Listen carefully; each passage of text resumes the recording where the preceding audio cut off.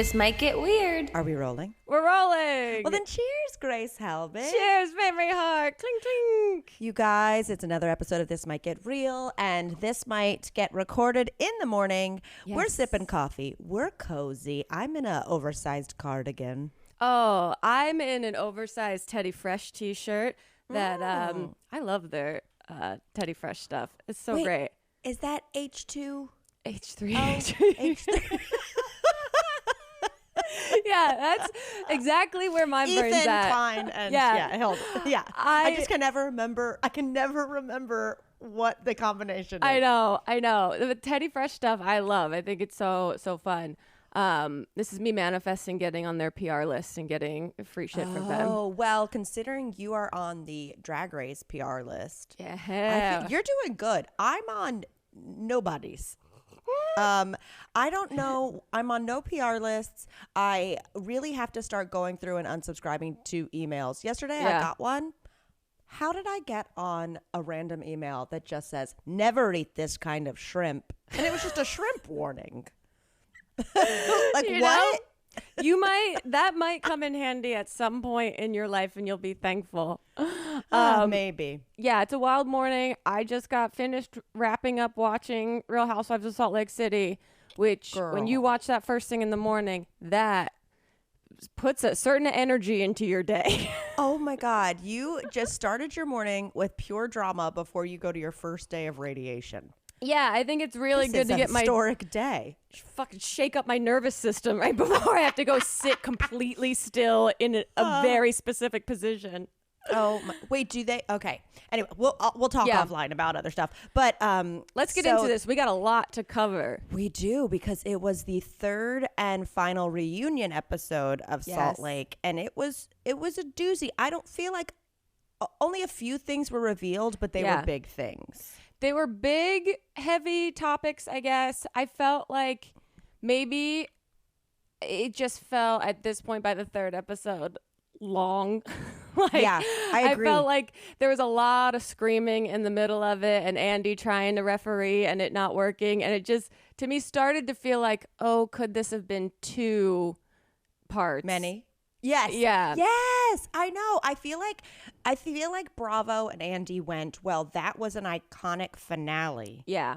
So we're clearly gonna need 3. But I think they underestimated just how bad a person Monica is. Like, they were gonna get there was going to be, I'm sure Andy thought 3 parts, we're going to get some type of come to Jesus moment and apologize to these ladies. But she just dug her claws in deeper in saying she did nothing wrong.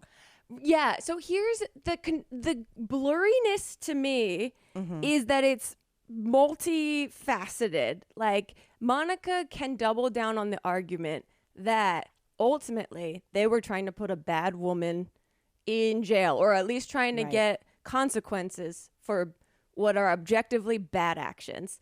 And so she kept trying to default to that. But there's 2 things that can be true at the same time. That can be part of the reason this account gets started. And you can also be little petty trolls at the same time. Yes, it's not exclusive. And also, I haven't looked at it now. I was going to do that, but I forgot.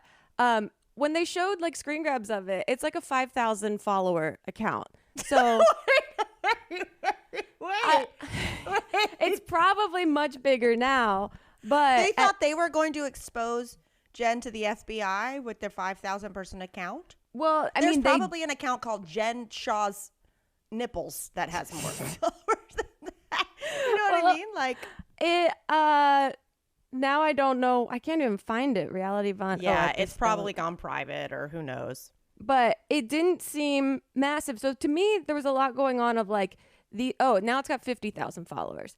But at the time that whenever editing and using screen grabs for the edit, it had about 5,000 followers that I noticed, unless I read that wrong. So that could have been a couple years ago. Yeah. But they said some mean shit.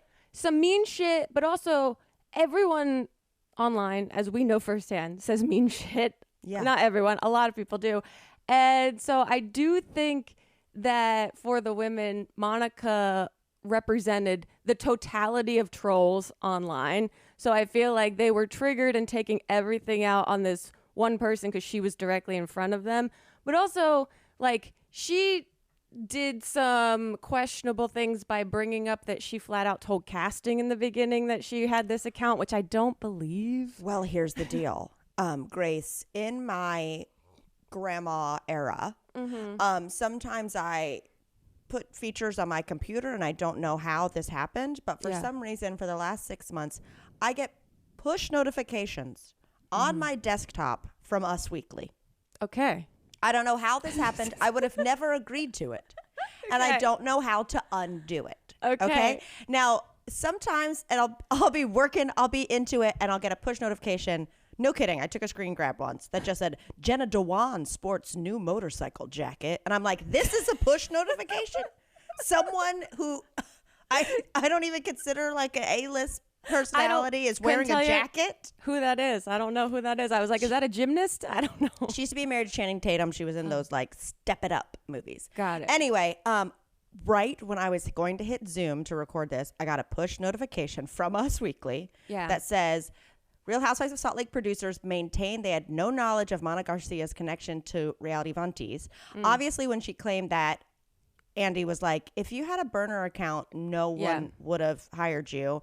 And actually, the producers are saying, had we known, we would have encouraged her much earlier on to have that come to Jesus moment with the ladies. Yeah. So they're saying, like, look, we didn't know. And if we did, we wouldn't have saved the drama for the last episode. Yeah. Essentially. She's also been let go from the next season. Well, that was another push notification yesterday. It said Monica will not be joining. And then when I watched the finale last night, I was like, oh, Andy hates her. Yeah. She's not being invited back. It's not that she's not coming back because it's, too much drama. He is not inviting her back. She's a one and done girl. Yeah, because she really does. I mean, they did something novel by truly busting down the fourth wall and also bringing social media in as almost like a character that you can look at and watch and listen to the whole time. And infiltrate. Right. But with that, she'll say whatever she wants that also discredits the integrity of their casting process and also puts people's responsibilities and jobs at stake. But the same is true. You can make the same argument for what Heather has done out of fear, so she says, of concealing the truth. She's put people's jobs at stake, yet she maintains her job status with Bravo. So that's the discourse I see happening online. Well, now we are switching to the fact that it is now out in the open that uncomically bad black eye. That's that what Heather had. If I was ever on Face Off or one of those shows and they were make a black eye, it would look like that. I would just smear purple eyeshadow all over and make it the puffiest thing possible. That was hard to look at. I've never seen a black eye like that. I mean, it makes me question, did she use her hand or did she hit her with an object? Right. It didn't even make sense. But so she finally admitted that was by Jen. And then we learned that neither of them remembered exactly how it happened. It's just they remembered that Jen was the person who gave it to her. Could you imagine the anxiety of waking up? I mean, both Heather, you wake up with a black eye and realize one of the people closest to you hurt you. Yeah. And then also Jen Shaw, who is, I don't think it's a secret here, a terrible person. Yeah. But even still, the idea of waking up and going, did I give my friend a black eye last night? And we're on a girls' trip with everyone. With cameras. It makes every hangover I've had feel like I am Gandhi. I mean, they're still drunk that morning. I know. They were like, oh, girl, let's hide it. Spiders. Spider eggs. Let's get a Bloody Mary. Yeah. I've been in that position where you're like, thank God I'm still drunk because this hangover is going to be hard to deal with. Yeah. And the fact that they both knew that she gave it to her but didn't know how. Didn't know the details. I don't know. I mean, look, I think when they were saying I gave that to you, I think Grace, you and I have had you and I have been drunk enough to where we've gotten in an argument and the next day it's like, but I could not quote it. Right. You know what I mean? I got the vibes of what was happening. I know I'm mad, but I don't know. I can't pull quotes to say just the highlights of our fight. I deserve to be mad, I think. Yeah. But I'm not sure why. So, yeah. So it was clearly like Jen was ganging up on Heather as per usual and knows that happened. But like the details of what sent her over the edge are blurry. And so I get why Heather's reaction to Monica is obviously triggering, because it's another person not being who they say they are and her feeling like she's working overtime to try to be a good friend to them. Hehowever, new details came out that I didn't realize how many different ways Heather lied about the black guy. Spun the story. So I had seen the clip and probably sent it to you whenever it came out, that she was either on her book tour or something. And I was like, oh, now this all checks out, where she was like, oh, I hid it on a bathroom cabinet, like at night when I was drunk. But because of our like agreement to stay at this amazing house with Bravo, I wasn't allowed to admit like it was I got hurt by the house. Yeah. And I was like, oh, that actually makes sense, because there's so many like location agreements, and it's like you can't speak ill of the house, and we gave it to you for free, and etc. Right. But I didn't know she was like, someone came into the house. Yeah, that the producers knew I had rough sex with a producer. Like, even joking. What are you doing, woman? Yeah, because like that, you're not a comedian. Like that's they all want to be. But that's again, the same way that Monica can spin that account was started for a noble reason of outing a criminal. Heather can spin that those things that are terrible to say are absurd jokes or whatever she said. She's like, there was just like dark, absurd humor or something. But I was like, you're not really known for like that kind of humor. So I don't know if this audience would interpret it that way. So yeah, you do put people's jobs in jeopardy, and people that don't have the platform you have to speak however you want. So a lot of it, but that's also the beauty of the Housewives franchise. It's just the constant contradiction of morals and just actual, like, this is where I stand, this is how I act, but then saying something completely opposite. Yeah. Monica, granted, I feel bad. She seems to have a terrible mother, but like, stop the cycle, go to therapy.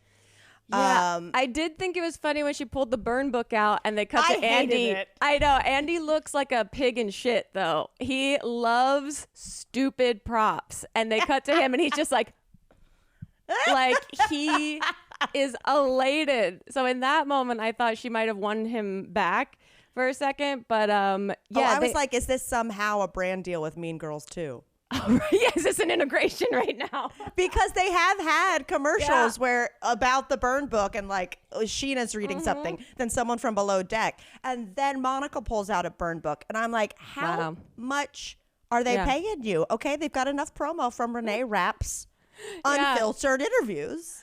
I do, though. I think it's incredibly bizarre what they were doing by like staking out her house and like driving past it 2 or 3 times a day. I think I wrote down one of the quotes that was like, driving past someone's house 2 to 3 times a day is not stalking. And I was like, what? That seems like exactly what stalking is. Well, also there's a difference in, like when I was in high school, we would like, drive by boys' house, you know what I mean? And it was usually to be like, are they home or are they out like cruising? Are they out hanging out at the McDonald's parking lot? This is also, we didn't have social media. Exactly. You weren't going to like hunt down your crush via his Instagram story. Right. You know what I mean? You had to drive by and see if his Acura was in the driveway. Yeah. So anyway, I understand that. Granted, that's when you're a teenager. And here's the thing about Monica is, despite her being a mom and all that jazz, she gives me, I still think I'm the hot girl in high school energy. Yeah, it's Mean Girl. You know what I mean? And so I think things like that with like burn book and how she's being mean on social media and driving past someone's house and thinking you might be an FBI informant in like you're not in the FBI. Well, when she was like, they asked me to catch her driving drunk, and everyone was no, like, they did. The FBI asked you to catch her driving drunk. And then she had 4 different ways of trying to explain it. But I was like, that you can't say those things. Those sentences are not true. They're not true. That's where we get off track here. But the reality of like this group is that they clearly all came from toxic in some ways backgrounds. Right. So they all trigger each other. Like it's never going to be copacetic. But it feels like they really tried to figure out a way to bring her in until the very last straw. My favorite part of the third part of the reunion is Monica is like getting real with Heather and being like, you know, I guess I'm sorry because if anyone can understand what it's like to be hurt by Jen Shaw, it's us. And like, I'm sure you ladies have been in different ways, but like I physically with Heather, I know how hard it is. And Lisa Barlow's like, what about me? I know. But what about what? But why am I being excluded? She hurt me too. I can't do my Barlow needs work. But I'm just kind of like, calm. This is not a trauma off, I know. Lisa. Good God. She needs to be like the number one victim. I know. At all times. And she gets glam every day. Every day. She has, it's on retainer. It's not even like, how many times did you do glam for me? She's like, I mean, glam is like, I don't even know. I would say on average, a glam is like $400, $500. Don't know what the Salt Lake rates are. Yeah. But you're paying out 6 figures a year to get glam every day. I mean, it just seems cumbersome to me. Like, I don't want to wake up and hang out with people all the time. So, like, well, okay, if I was going to get glam every day, let's say this was a part. I mean, even when we were like promoting something and we got it like 5 days in a row, I still had to be like, hey guys, can I just like, can it not be rude if I just sip my coffee and scroll on my phone? Yeah. I just can't small talk. It's the same. It's the same reason I never get my hair cut. That's considerate that you even like brought that up to let them know that you wish you could, but today you simply can't. Yeah. Okay. Well, we covered it. Oh, yeah. Just the one thing that I did like on that note is that Mary just chimed in and said, that's called insecurity. Oh my God. Mary. And that Mary wants to come back potentially. Okay, well, I was going to say, look, the fact is they kept in them cutting to break and Mary being nice to everyone on her way out. Yeah. I mean, her relationship with Monica, I don't understand. But her even being like, okay, thank you, Andy, and like making sure she hugged him. I was like, I think Mary realized that she was like on a different planet this season and didn't really participate and wants to make sure she still gets those paychecks next year. Yeah, I feel like someone made it very clear that her contract is on the line and that they can easily find other people. And she was like, oh, okay, I'll be a little nice for a second. Exactly. Okay, now, baby, this is the first Bachelor I have watched in a minute that isn't the golden one. Wow. I have not watched The Bachelor in years and years and years. And my God, as soon as it started, I was like curled up like an anxious little potato on the couch, like squealing after every episode. Elliot watched it with me while he played his video game, which was very fun because it hasn't changed. It hasn't changed at all. Here's what I'll say. I used to be obsessed with The Bachelor. Yeah. You know, I would have about 3 or 4 girls over every Monday to watch it. I'd cook some food. I had Nick Viall do a You Deserve a Drink in this kitchen. That's right. So you have a history with this program and this franchise. A Bachelor has stood where I'm sitting right now to hear bad jokes, and which was so funny because I was like, should we do it at a studio? And ABC was like, no, he wants to do it at your house. And then he showed up at my house and was like, why am I at someone's house? I was like, you tell me, bro. It was so awkward. It was so I know. awkward. I've done his podcast before. Oh, right. The Viall Files? Yeah, when it first started. And it was... very, I mean, but it's a huge thing now. It's a huge, I forget that the Bachelor Nation is quite a body of people. Look, it's just gone on for so long, and now there've been the Paradise and all that. Bachelor Nation could secede to be its own nation. Yeah, exactly. It is powerful. It is widespread. Here's my very first thing. Okay. First note about Joey. Because I didn't watch the season that he was on. Me neither. So I went in fresh eyes. Yeah, and you had told me before, you just gave me this little bit of context that he had like an emotional goodbye or something.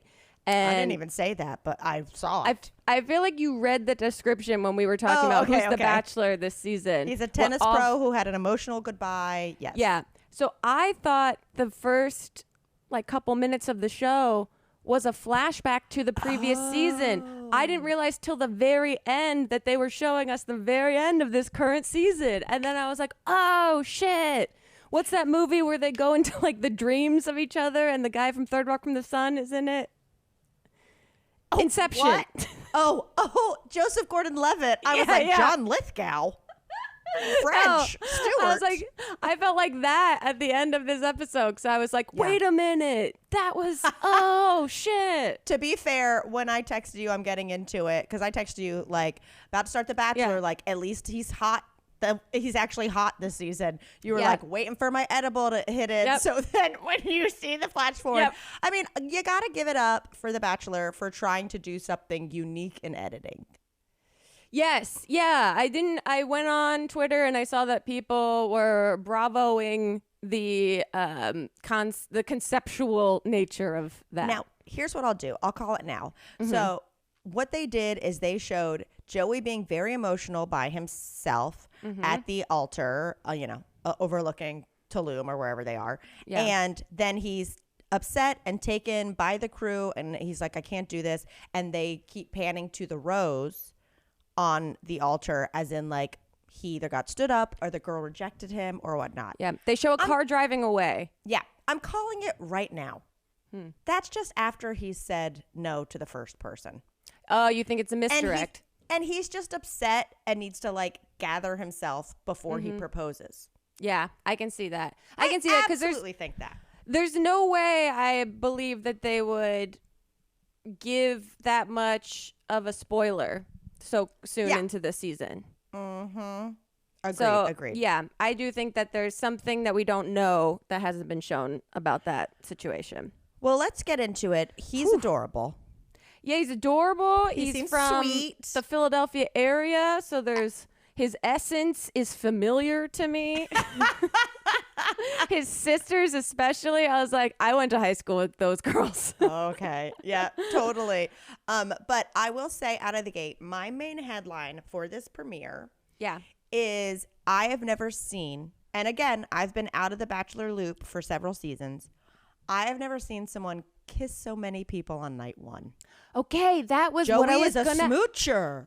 They set up the fact that the sisters didn't want to see him kissing everyone. And I was like, he's going to be kissing everyone if they're going to show us that moment. And then I didn't realize, because I remember watching the first episode and only the first episode of The Golden Bachelor, and I was shocked that he even kissed anyone in the first episode. Yeah. So I didn't know that was going to be my question. Is this normal? No, I mean, I've definitely seen a first kiss on night one and maybe two. But I mean, I think Joey kissed like 4 or 5 people. Well, that girl, Jess, the first kiss girl. On the boat. She opened the floodgates by going in right after and telling everyone immediately that she smooched him, which I guess, is that a faux pas or is that kind of fun strategy? Well, I have that question here too. I say, oh my God, the first kiss with Jess on the boat. What? I like her gold pantsuit. Also, I don't think I could have kept it secret. I would have blabbed.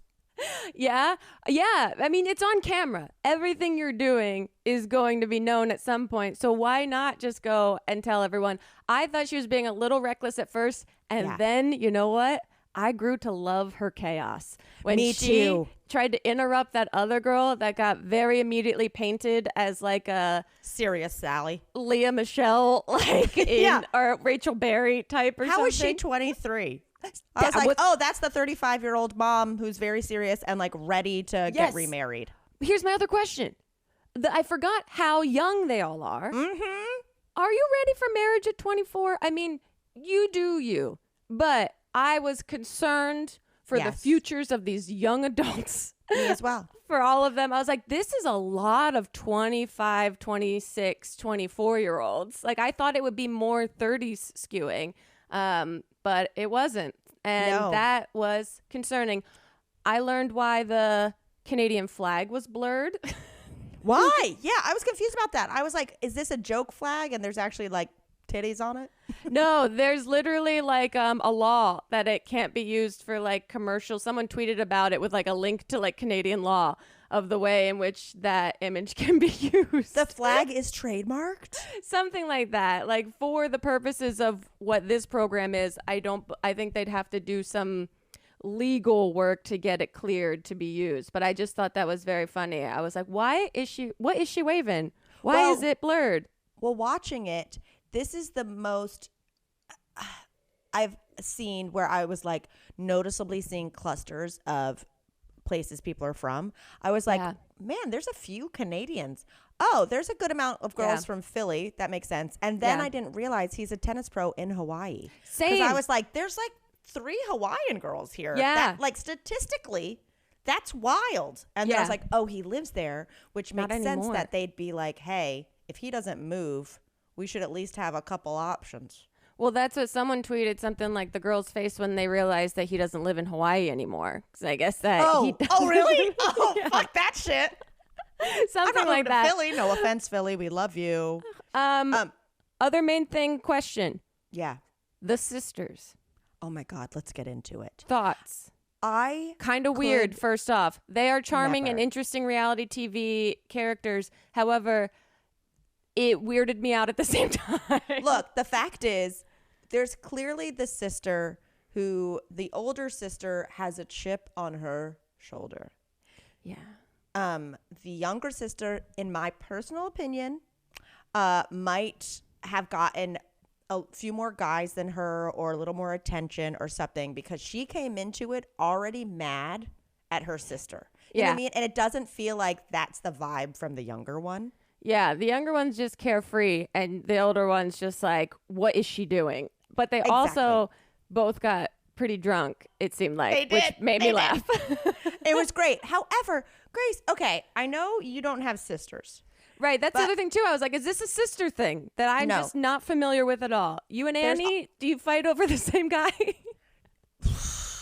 Girl, it's not even like the same guy because I get it. Like me and Annie are 2 years apart. So like if we happen to be even close to being similar people, like, you know what I mean? And live in similar towns. If we were alike at all in that, I could see, you know, we're both funny and whatnot. Us like being attracted to like a funny guy who is in our age range. However, the idea that the older sister said, if she kisses him, he better tell me because then I'm going to kiss him. Yeah. I'm so grossed out. Yeah. There's something weird about it because it's mouths and your saliva. And it also puts him in such a wild position. The producers on this show are ruthless because they are knowingly putting this man in a position where 2 sisters have now said they're both competing and he has to figure out that dynamic while like managing whatever their baggage is that they've brought in from their 26 years of relationship. Well, the savagery is even more so because okay, I'm going to say it. Yeah. He probably only if he had a choice, he probably was be like, let's just keep one sister. This is awkward, you know? Yeah. And because there were plenty of like cute girls he sent home. However, they specifically made him choose her and then choose her last. Yeah, that's my favorite thing to do is to guess what the editing tricks and the producing tricks are going to be. Because I was screaming that out loud to Elliot. I'm like, the sister's getting the last rose. The other sister. They're going to bookend this. Who are, based on that and our editing know-how, who do you think are front runners? I think Jess is a front runner. Boat girl. Yeah, the girl that kissed first, boat girl. Leah, obviously. The other thing, Leah. Who's Leah? She gets the card from the producers. Yes. Oh, and also, let's get into this real quick. Yeah. Talk about this.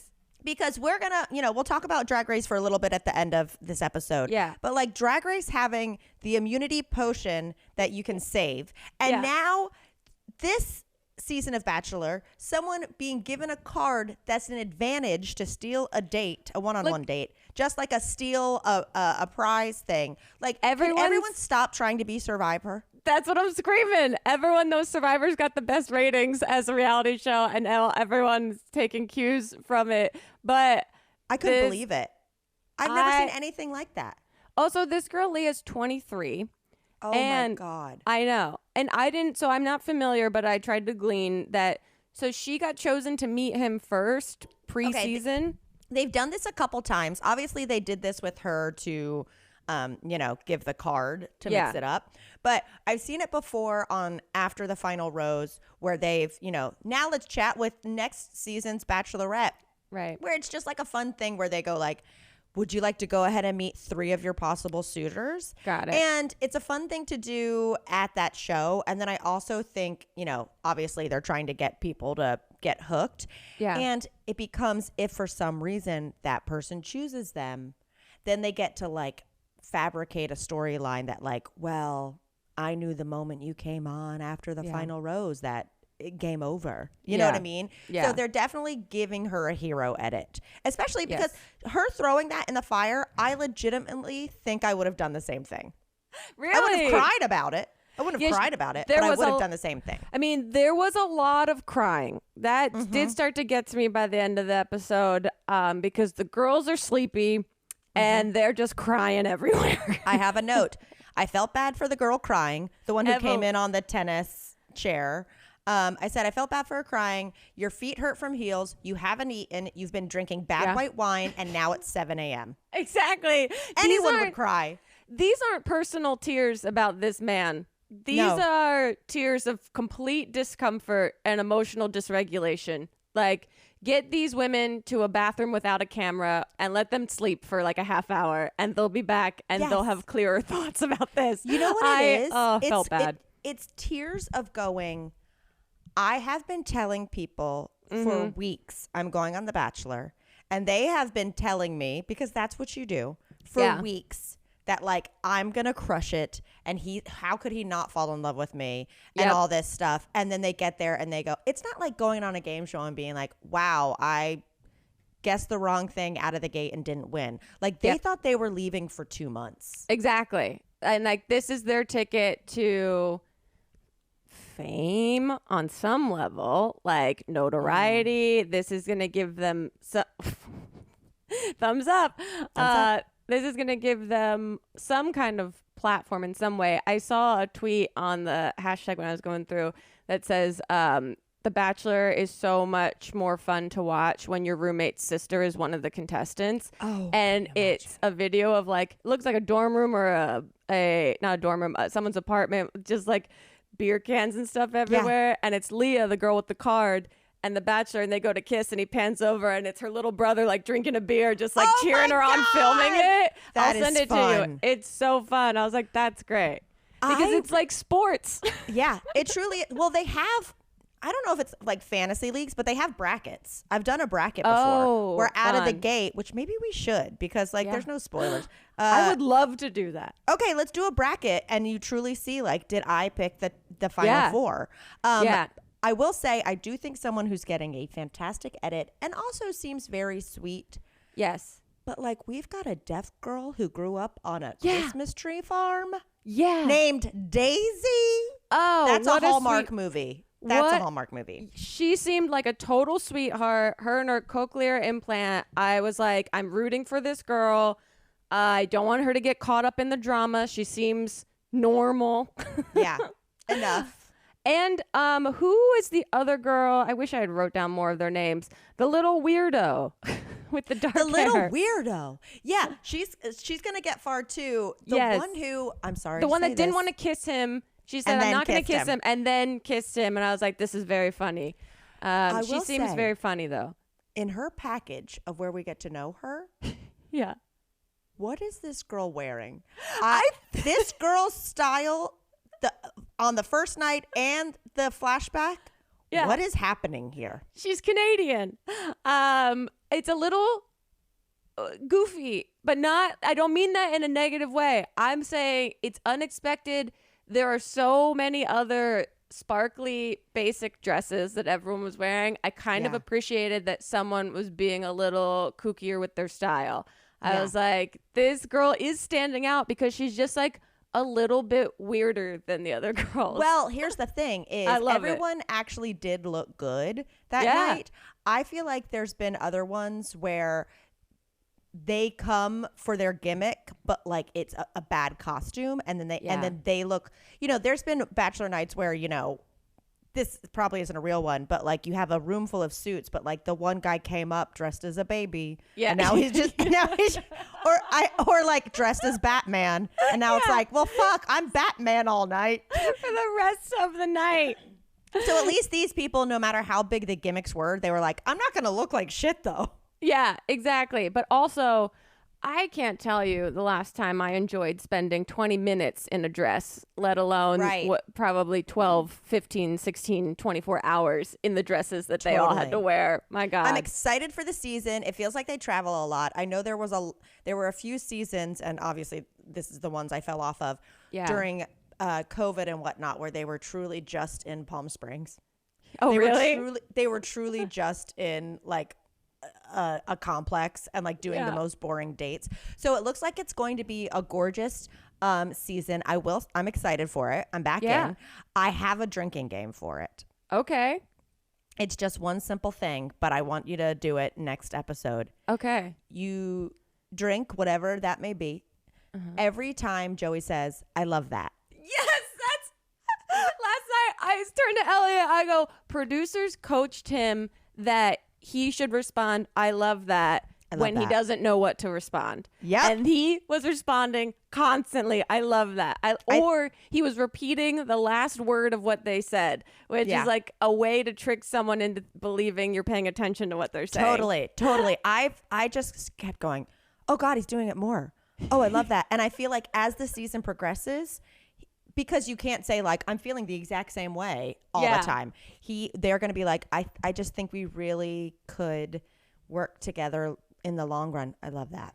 So we'll see. Maybe he'll completely drop it, you know, for episode 2, but that is my Joey drinking game. I love that.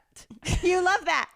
Okay. Wait, I have 2 things to wrap up on it. One, what is a mental health therapist? That was one of the girls' jobs versus just a therapist. Maybe because there's maybe someone else on the of the girls is a physical therapist. So that's how they're delineating them. Perhaps. That little lower third stopped me. And also, I forgot how much this show loves decorative lanterns. When are we done with decorative lanterns? They put them in the families' homes when they're interviewing them. There's always like 2 different size lanterns stacked next to each other in the background of a shot for everyone. I was like, they must travel around with these on hand. They are shopping at Pier 1. They absolutely did a massive haul with Pier 1 like 8 to 9 years ago. And they are keeping it going. Because I mean, when it comes down to it, I guess maybe it's the quickest way to light a room.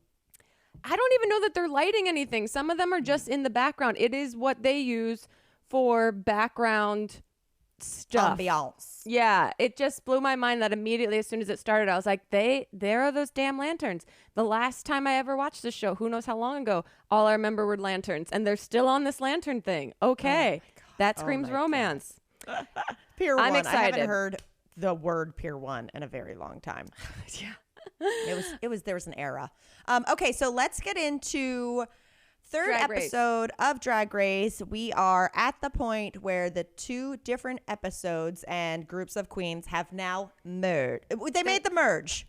They made the merge. Yes. In the episode titled The Mother of All Balls, this episode we get a ball, which is always wild because it's 3 looks per contestant. Crazy. There's like 36 looks. 39 looks. Yeah, there's too many looks to break down everyone. I will say, I feel like having the ball this early really lets you know who spent money on the season. Yeah. Yeah. Because there were some looks where I was like, that's a $4,000 look. And then Oh my others where God. I'm like, you did the best you could Yeah. with what you could make, because like coming to Drag Race is fucking expensive. Yeah, that's the thing that I am unclear of, that I'm sure if I did a little digging, I could find out what the actual parameters are behind the scenes of how many suitcases of stuff they're allowed to bring. Right. How much are they allowed to spend? Is it open-ended? They can spend as much as they want? Or is there like a cap that keeps it sort of fair in some way? I don't know. I don't know what the regulations are for what they're allowed to bring, because just the pumpkin look. The pumpkin. So I go, how do you travel with that? Where does that, how does that?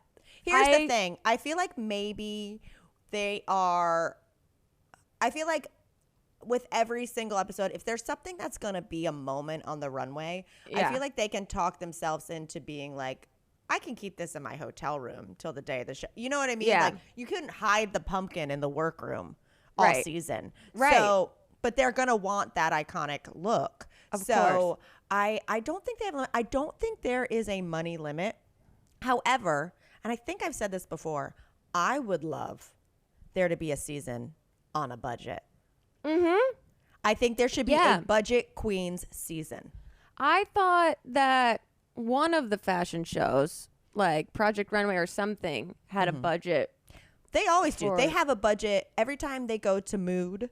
Yeah. The store. Well, yeah. It's like, you'll have a budget of $200 to make 2 looks, blah, blah, blah, Right. blah, blah. But obviously there's not a budget on this challenge because there's just provided materials. But I do think, I don't know if they could actually police it, but going like, hey, real talk, every look this season, you have to not have spent this much on it, because it does kind of like separate the people who can sew from not, because other people, they're coming out with these outfits and it's like, how much did you pay someone to make that? But that's why I love that they still have the sewing challenges, because regardless of how much money you have for resources beforehand, you're going to get called out for having to sew on site. Totally. So we get the thing that they're doing Rate a Queen before the critiques are given this episode, which is crazy. And then Rate a Queen will go away. So I'm glad at least. Thank God. I know, because I was like, this is a bit too much. Then we also get the potions, the immunity potions that they can use on themselves or someone else. So that's very Survivor, I feel like. I would be shocked if someone used a potion on someone else, unless it was in the Survivor form, unless it was, okay, we're down to the last 5. That's my biggest competition. Right. I'm going to save the person I can beat. Yeah. So I feel like that's why it's there, to see if there's cattiness that comes up from it. But who knows? Here's my first. Okay. Go ahead. No, you go ahead. I was going to say, so the first category is Mother Goose. Mm-hmm. I did not recognize so many of those characters. I go. Who's Cushy Cow? Who's Bernie B? What is Little Pussy? Who is Man and a Maid? I think, who's a maid? I think I don't know any of these nursery rhymes. I think they might be my interpretation of a nursery rhyme character, because obviously some of them were iconic. You had Humpty Dumpty, the stacked one. God, Tsunami's Humpty Dumpty was so camp, so iconic. I loved that. I'm glad they brought it up in Untucked a little bit. Oh, wait, I thought that was someone else. I thought Tsunami was the egg. Yeah, that's the Humpty Dumpty. She came out as Humpty Dumpty, the cracked, and then came out as a sexy egg. Yes, that was my favorite. Oh, you mean Tweedledee, Tweedledum? Tweedledee, Tweedledum. Yeah. I thought was cute too. But no, the egg was fashion. It was camp. It was perfect. I love Plasma. This is nothing against her, but I'm going to agree with Dawn in Untucked when she was like, I've had a sip. I'm sorry. Well, she said I had a sip and the booze is hitting and I did not live for your Tweedledee and Tweedledum. And they were all sweet about it. And then a couple of girls were like, me too. Because I didn't get the illusion, didn't come across to me. I know, but I will say I appreciated it. I agree. I think the idea is so fun. I appreciated that with it the was walk like this. Yeah. that it was a real, actual character. Because after I said, Raccoon Tail Bee, man, and then the other one, which I'm sorry, what's the name of the person who went home? Hershey Liqueur. I forget what Hershey Liqueur was, but the other queen that was in the bottom two, coming out as Geneva the maid. Carr. Yeah. Oh no, who was the maid? The maid. She's from Miami. Morphine. I feel like literally just went, oh shit, I forgot to bring a. Yeah. I forgot to bring a Mother Goose one. I'm going to use this from a later challenge that I was planning on it, and I'll figure it out if I make it that far. Yeah, that's why I was like, I don't know if any of these, I don't know nursery rhymes. So maybe if you look these up, these are nursery rhymes and this makes sense. But I just went with it. I loved, however, Q's Man in the Moon. I thought that was so beautiful. Q continues. Once again, Q can sew and brought money as well. You know what I mean? Like, because those costumes, even if you're making them yourself, they can't be cheap. Totally. I'm excited to see everything Q does this season. Yeah, I love Q. I love Nymphia Wind. I love our winner this week. Love her. The one and only Nymphia Wind. I saw a tweet that says, and to think she did this while also being adorably annoying in the workroom, while learning Spanish, and while also unknowingly clocking Plain Jane. We have to stand. I love Nymphia just going like a little wind in the workroom, just going and being like, what's the mean thing I should say in Spanish to her? Got it. Wait, what did you say? I love Nymphia Wind. What a character. I loved Nymphia. I also really like how Nymphia is such a goof troop, but then does things like in the second category of significant mother, doing a very beautiful traditional dress with like an homage to Angelina Jolie, but through the eyes of like her drag daughters. Mm-hmm. Like get a Nymphia who can do both. She's got range, and I love that she's being so covert about it. Like, I do too. Dawn and Q were very obvious, like, we can sew. You guys all know we're going to do really well. And Nymphia was like, haha, I'm just going to bother people, and then make the most artistically progressive, interesting piece of tie outfit was amazing. Sculptural art. It was so good. Nymphia said, oh, I realized you can take a wire and put it in a tie. I'm wrap it up, ladies. Cash tip, cha-ching. I love that she downplays it. I cannot wait to see what else she does this season. One of my favorite quotes from the episode, a mandatory meeting, who I love. I love a mandatory meeting. She just goes, when she was Michelle Visage for Significant Mother, if I'm kissing her ass, I'm kissing her ass. I love a mandatory meeting. I love that she's self-aware and was able to go, yeah, my makeup was rough.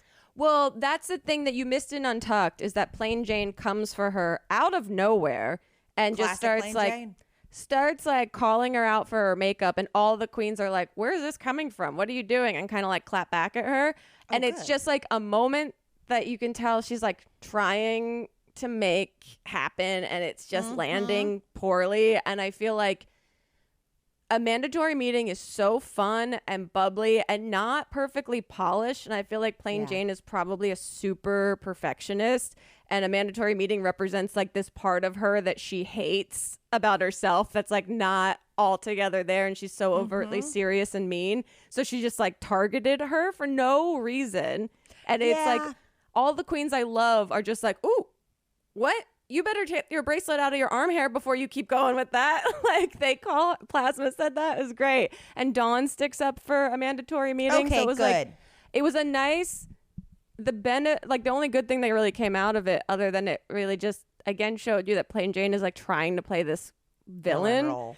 And is like tripling down on it. And a mandatory meeting held her own too. And like, came back at her, but the girls, you can tell, just like clearly are not for it and stood up for her, and that was really nice. Well, here's the thing about Plain Jane. Plain Jane is very pretty and came in and is clearly funny. Like, she's sassy and whatnot. So I think she came in being like, I'm going to be funnier than everyone and hot, and so I'm gonna lean into being like the mean girl. She's trying to. But like, it's landing like Monica's burn book. You know what I mean? Exactly. It's not landing. However, I think she might come around. I think we might get an arc with her, only because when they brought in the results for Rate a Queen from the weeks, I think she was legitimately worried that it was going to show how she voted and that was going to change it. And there was just like the tiniest spark of, oh no, everyone's not going to like me. Yeah, humanity of being like, I that's what it's fucked up. called. That's what it's called. But it's like, remember in the beginning of Survivors last season, Emily Flippin, financial analyst Emily Flippin, came in hot, and then Caleb had to like give her a lesson on life of how to interact with people, and had one of the greatest character arcs of all time on that show, in which the audience celebrated and embraced her educational curve on interacting with people. Hey, listen, it takes a lot for Chip to change his mind about someone. Yeah. And the way he could not stand Emily, and the way he was like, I like her by the end, I was like, she has done this correctly. Yeah. Sorry, that's a whole other thing. But I think that could be the vibe with Plain Jane. We'll see. I don't know. People have opinions with her, and it's just like not working for me. Like her coming for a mandatory meeting was just like, she literally walked and moved over to the other side of the couch and like sat in front of her and just started saying really mean things to her face. Okay, well, I haven't seen Untucked, so I retract any defense that I threw out there. I was just trying to give a benefit of a doubt. Here's what I'll say about Hershey LaCourgette. I love her. I love her. As soon as they broke out the old videos of her when she was younger, being like, people played sports, I wanted to go home and create characters and YouTube and all that. I was going, oh, I hope this isn't the get attached to her because she's going home edit. Yeah. Because I really like Hershey. I think Hershey's very funny. I also think, controversial, I liked her lip sync better. Me too. And I liked that she was in her talking head being like, I'm just having fun. Like I'm playing this church lady and I'm having a good time. Yeah. And I thought that's the best way if you know you're going to potentially go out, enjoy yourself doing it. I felt bad. I mean, you know, when she comes out with those pants and she didn't even make the pants and you're just like, I know. Oh gosh, you want better for her. But I think she still made her mark. Super memorable. I feel like they gave her so much context to her life in these first like 2 episodes that she was in. So she's memorable to an audience. I will say one of the reasons why I will miss her so much is because every time they said Hershey LaCourgette, I really wanted a chocolate martini. Like I literally would crave a specific chocolate martini from a place back in New York every time they said her name. So maybe it's for the best.